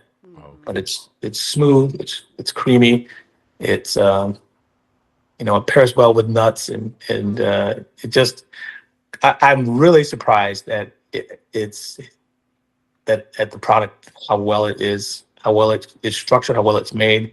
We just need to do a few more things to get it totally out there in the market. So that's a brand recognized, which has to do with some of rebranding, which is another part of that, because the word vegan can be polarizing to other people. And everybody I've talked to has said, look, you want to be able to reach a wider audience. And if you are stuck on vegan, you're going to slow that down. So we're in some other conversations about naming. I should maybe make a contest and say, hey, what would you call this product, and go through a naming ceremony again. Mike Nice. Mike V's. They'll think it's like Michael Vick or something. Mike V's. They don't know the V is for vegan. Oh yeah. Mike V's fudge. There you go. I only take 10%. I'm writing that down. And your 10% quote. So There you go. No, but as well, when you think about your test kitchen per se, what are some of the wilder ideas that have come across your mind that either came to fruition or you let them go on the cutting room floor like, nah, I'm not going to try that? oh, that's a question. I nothing comes to mind right away. Um, I will say I did make a dark cherry chocolate ice cream blend. It was not quite an ice cream, but it was like a real good frozen dessert, and that just blew me away. And I just took these dark cherries that were frozen, and I don't know if I added water or not. I don't remember what I added. A lot of times I don't write things down, so I don't remember what I did. But I remember to that mixture, I remember adding just a couple of tablespoons of Mike's vegan fudge, and a little bit of cacao powder. And oh my gosh, it was so good. It sound It was good. so good. It sound tasty as hell as soon as you said it. Yeah. Yeah. Before you say it, Well- I whispered to her, write this down. Yeah, I'm gonna try to make that at home. I'm gonna try. But man, that's just sounded so good. It's been a pleasure, Mike. As it was the first time that we met, you were very personable, knowledgeable, just out the blue, just like now. And like I said, as well as with your brother, I want to thank you guys so much just for your wealth of knowledge, your the research that you guys do, the information that you give across to others from a scientific standpoint, from a research standpoint, from an educational standpoint, it has always been 100% worthy, just great. Like I said, when we met at Vegan Deal, when I had your brother just talking to you today, any kind of interaction we've had has just been wonderful. I just want to thank you so much, man. It's a pleasure. It truly is a pleasure knowing your family. Period. Point blank. Well, and there's a lot more of us to know. We come from a big family, That's so great. That is so great. yeah. And I can't Um, wait to try some more of this fudge. Thank you so much. And I know it's been a while. We played a little bit of cat and mouse to get on, but the previous guest from VegFest, which we've had that on our radar, but the warm temperatures doesn't last. We figured out some things. If we just bring our freezer, we're fine. But she said, when you differentiate the product, what is different about your product? We certainly fit a niche that she is qualifying for looking for in the terms of the dessert, because we don't fit cleanly in a lot of categories. Right. And that's part of it's kind of slows you down in the retail world, but it also is something that you know that you have a great product, but you just gotta they want you to pick a lane, but sometimes that lane is not obvious. Right. And so we're vacillating between how we should move on in that space. But the local vegan markets here and just boots on the ground and just having conversations about wellness along with it seem to be our niche. And we'll see what happens. We'll make that. It'll happen when it happens, and when you're ready, when I'm ready for the role. So, and I am open to other people running this business as well. I am definitely open to that, because talking about exit strategies and things of that nature. So, Well, we see that social media handle on your shirt. Let our listeners and people know where they can get in contact with you on social media. social media, we have Mike's Vegan Fudge on Instagram. You'll recognize the green logo, um, which has symbolic the V for vegan has some symmetry symbolism in there. I'd love to hear the feedback on that from others. Instagram, we do have our Facebook page. What else do we have? Haven't posted anything on our YouTube channel. So yeah, I would say Instagram is probably our leading resource. We just cleared over 1,000 followers. And we do have our website. Website has the retail version of our product with the nutritional labels and things.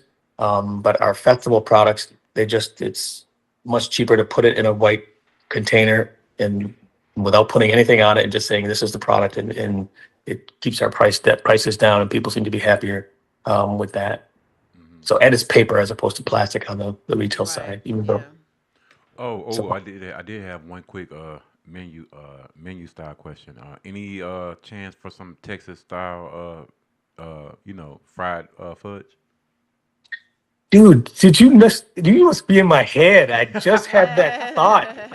I just looked at my cast iron skillet. It's in the oven, and I was like, what would happen if I fried this? Oh man. Dude. I'm gonna say he must be a Libra. Yeah. He's writing it down. Yeah, I'm definitely writing it down because now I'll remember it to try and Oh, experiment on that. That could be one that would be a short-lived experiment. So, who knows? My dumb ass thought he was finna pull up some fried fudge. Oh man, no, I just had that thought though. That's funny that you just Well, had we that gonna thought. we gonna we'll hopefully we'll see a posting in the next day or two saying either yay or nay. Hey, no problem. Hey, Yeah. 10% fine. Yeah, we'll see what after fry it when it's really frozen, because otherwise Right. It has to be really the frozen. coconut oil, you're frying oil with oil. So Uh-huh. Well, Yeah. part of the reason that I ask is because, as you know, when it comes to fairs, people like fair type food, which is basically fried. You know, yeah.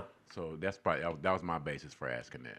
Oh, I will tell you that the one thing that I did work on was an orange cream that did not. We had to do too many things to make it work, and it still didn't really hold up well. that didn't hit the cutting floor.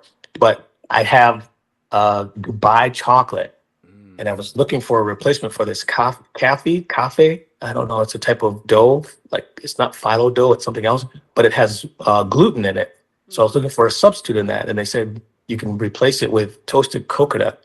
So I just found that out. So I'm gonna come back with a Dubai chocolate and see how that works out. Oh, okay. Because I've been Yeah, that's been on my mind a lot. Because a lot of people are, as you see, are offering to buy chocolate. yeah. And man, see, another question just popped in my head real fast. She gonna cuss me out. We we were just in Cincinnati a couple weeks ago, and they got chocolate inside the chili. Mm-hmm. Mm. Yeah, that's Yeah, their just throwing it signature. out there. 10%. Yeah, Just that's throwing their. it out Yeah. there. I'm writing that down. No, but it was it actually was cool. She gave us a sample of it. She gave us a sample of the chili with the chocolate in it, and just the regular chili as well. But the chili with the chocolate in it, it wasn't that bad. It really wasn't. Yeah. Yeah, there's just certain things that, and the hemp protein, aside from the chocolate, the hemp protein that we use, it is actually a flour. This is Mm-hmm. why it allows it to bake as well, like right out of the jar, baking into a cookie. And, depending on how much sweetener is in it, which is perfectly balanced right now, it's why it can come out. But if you added more sugar to it, it would get more aeration Yeah. because of that's what happens when it expands inside it. Mm-hmm. You'd get more aeration in there. Yeah. All right. But I don't modify it like that. I'll do videos to instruct people on that. We're working on a subscription so that we can have more of a one-on-one relationship with how you want to use the fudge. I just sold some to another vendor, and she sold her I forget the Mexican name, what it's called, but she put the fudge in between it, and she sold it that way at her stores. She said it was it was a nice Empanadas, surprise. empanadas. No, it wasn't an empanada. It was a name similar to the based on the conch, Mm, Oh, okay. okay. the shell. Yeah, yeah, Uh, yeah. I don't know if Mm-hmm. conchitas or confritas or something like Oh, that. I don't remember exactly what it was. yeah, I knew a girl named Conchita. But we want to thank you once again for coming by today. Great knowledge, great information. Always welcome to come back on the show whenever you choose, whenever time it allows. You and bro and anybody else listening. We want to thank you once again, Mike's Vegan Fudge, Tequila and Tofu, the plant-based podcast. Thank you, Mike, Okay. for thank you for Thank coming you. by. Thank you, Mike, Great speaking with you. as Uh, always. and likewise. All right. Okay.